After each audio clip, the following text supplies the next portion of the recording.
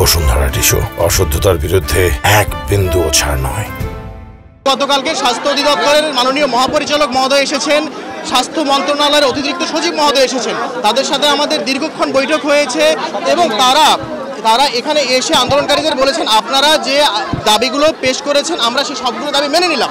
সবগুলো দাবি মেনে নেওয়ার পরেও যখন আন্দোলনকারীরা এই আন্দোলন থেকে সরে যাচ্ছে না তখন বুঝতে হবে এর পিছনে অন্য কোনো কারণ আছে। দিন যাবত একটি যৌক্তিক আন্দোলন চলতেছে, সেই আন্দোলনের সাথে আমরা যৌক্তিক দাবিগুলোর সাথে সম্পূর্ণ একমত, তবে তাদের পদ্ধতিটা সঠিক নয়। তারা ওয়ার্ডে ঢুকে আমাদের নার্সিং অফিসার, ডাক্তার, ইন্টার্ন চিকিৎসক, মেডিকেলের ছাত্রছাত্রী এদেরকে বিভিন্নভাবে শারীরিকভাবে মৌখিকভাবে লাঞ্ছিত করতেছে, লেডি ডাক্তারদেরকে ভিডিও করতেছে, লাইভ করতেছে, তদারকি করতেছে। শুধুমাত্র রুগীদের ভোগান্তির কথা চিন্তা করে আমরা কোনো কর্মসূচিতে এতদিন যাইনি। পরিচালক মহোদয় মেডিকেলে কিছু ভালো কাজ হাতে নিয়েছেন, যাতে কিছু মহলের ক্ষতি সাধন হয়েছে। আমরা মনে করছি এই স্বার্থপর মহল যাদের ক্ষতি হয়েছে তারা এর পিছনে অবশ্যই হাত আছে।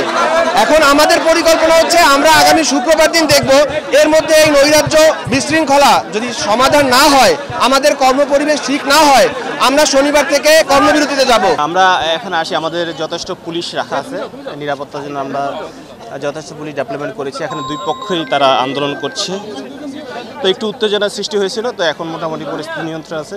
আমরা আরও অতিরিক্ত পুলিশ ডেভেলপমেন্ট করেছি, সমস্যা নেই।